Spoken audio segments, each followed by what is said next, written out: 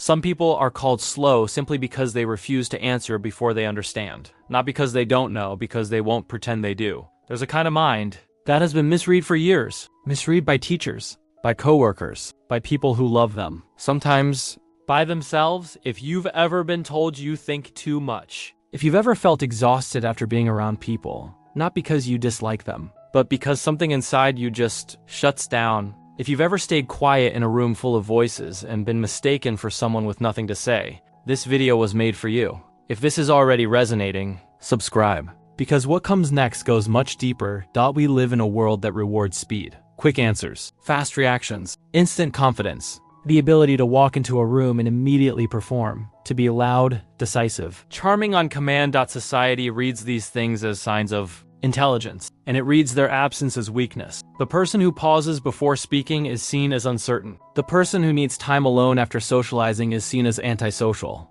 The person who asks too many questions before acting is called indecisive. The person who stays quiet in groups is labeled awkward or worse, empty. But here's what psychology has been quietly documenting for decades. Deep intelligence rarely looks the way we expect it to. It doesn't perform. It observes. It doesn't react. It processes. It doesn't feel silence. It lives inside it. There's a concept in cognitive psychology called deep processing. It describes the way certain minds don't just receive information, they dismantle it. Turn it over. Look underneath it. Run it against everything they've ever known before forming a single opinion. This takes time. And in a world that mistakes speed for sharpness, time looks like confusion. You take longer than most people to respond to questions. Not all questions, but the ones that matter. Someone asks what you think about something, and you go quiet. Not because you have no thoughts, because you have too many and none of them feel finished yet. People read this as hesitation, as doubt, as a lack of confidence. What it actually is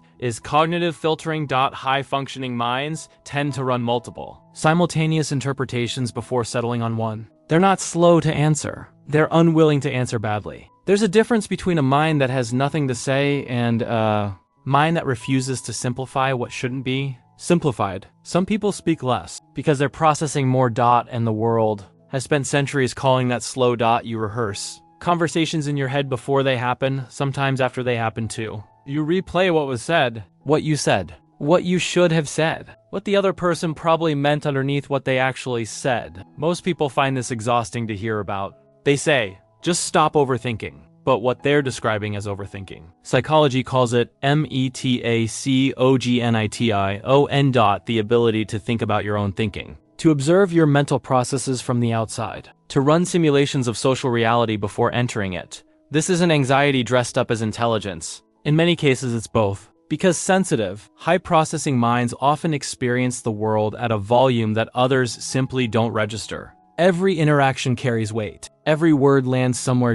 So the mind prepares. It rehearses. It tries to build a map before stepping into territory it knows can be overwhelming. That's not weakness. That's a mind trying to protect the depth it carries. If this describes you in a way that no one ever has, leave a comment below. And if you haven't liked it yet, now's the time. This helps this content reach the people who need to see it. You lose energy around people, even people you genuinely like, not because something is wrong with them, not because something is wrong with you, but after a certain amount of time in a social environment, something inside you starts to dim, like a battery draining in real time. You go home and you need silence the way other people need food. The common interpretation is that you're antisocial, introverted in the clinical sense, maybe even cold. But what's actually happening has a name in neuroscience: overstimulation. Certain minds process sensory and social information at a significantly higher rate than average. Every conversation isn't just words. It's tone, subtext, body language, emotional undercurrent,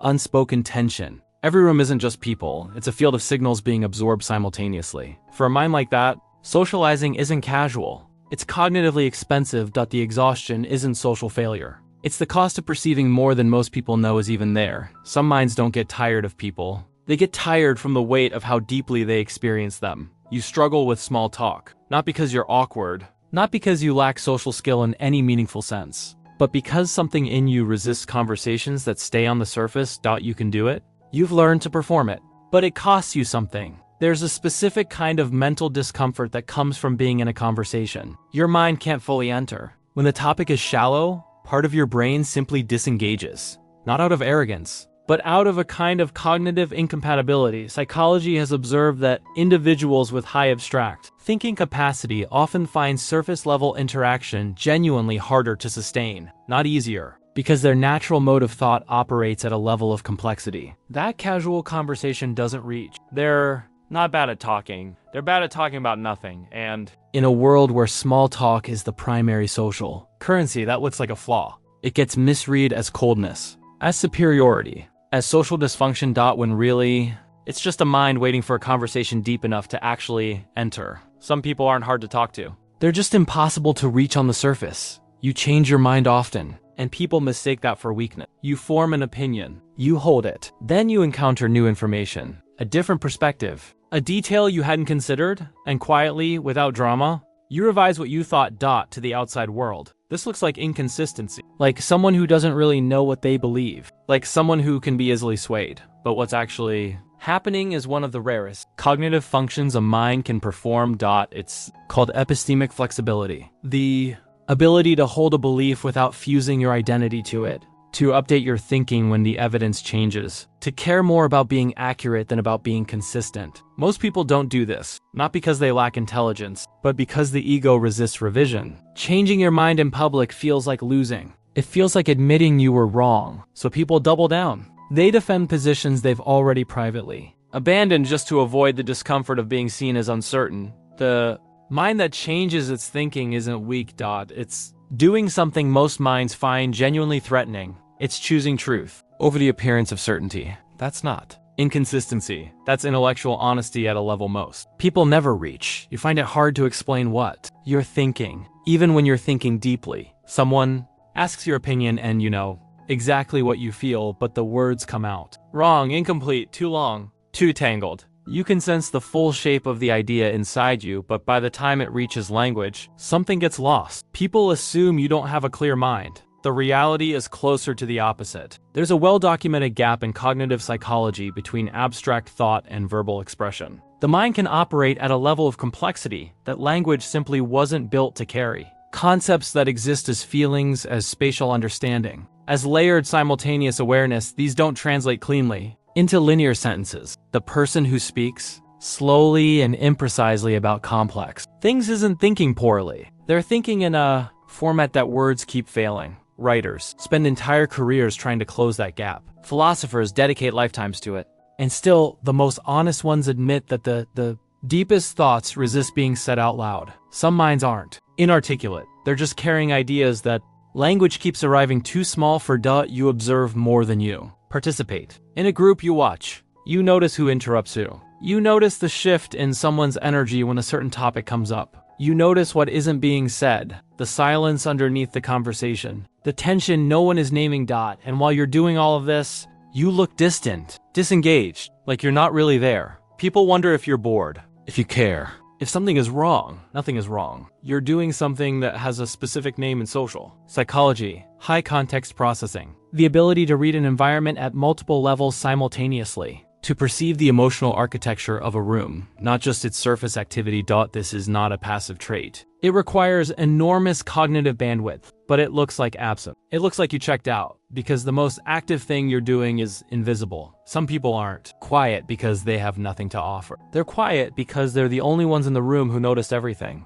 You question things that everyone else seems to accept without thinking. Rules that have no clear reason. Traditions followed purely out of habit. Assumptions treated as facts. Systems that everyone participates in, but no one seems to have chosen. You ask why. Not to be difficult, not to perform rebellion, but because your mind genuinely cannot move forward without understanding the foundation beneath what it's standing on. This is called autonomous thinking, or in deeper psychological terms, a strong internal locus of control. The refusal to outsource your understanding to consensus. The need to arrive at your own conclusions through your own process. To most people, this looks like stubbornness, like someone who makes everything harder than it needs to be. But every significant shift in human understanding, in science, in philosophy, and how we treat each other, started with someone who asked why when everyone around them had stopped asking. The mind that questions automatically isn't broken. It just never learned to be comfortable with answers it didn't earn. So here's what all of this has been moving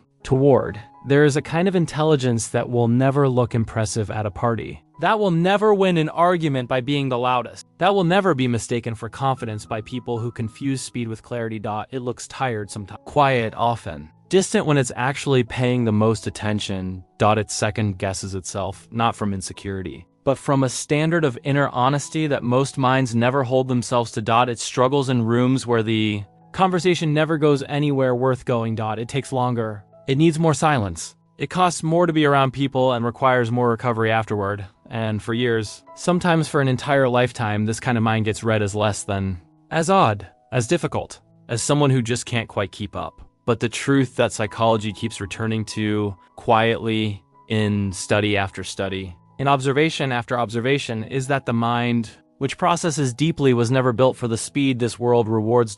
It was built for something else entirely. For noticing what others walk past, for sitting with complexity instead of resolving it too quickly, for holding questions open long enough that the real answer, not just the available one, has time to arrive. You were never slow. You were never broken. You were never too much or too little or too strange.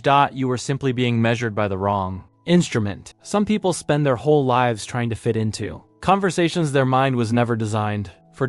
If this video described something you've never been able to put into words, leave it in the comments. I read them all. And if you've made it this far, a like makes all the difference in keeping this content alive. The next video is already playing on the screen now. If this one resonated with you, this one will go even deeper. Until then.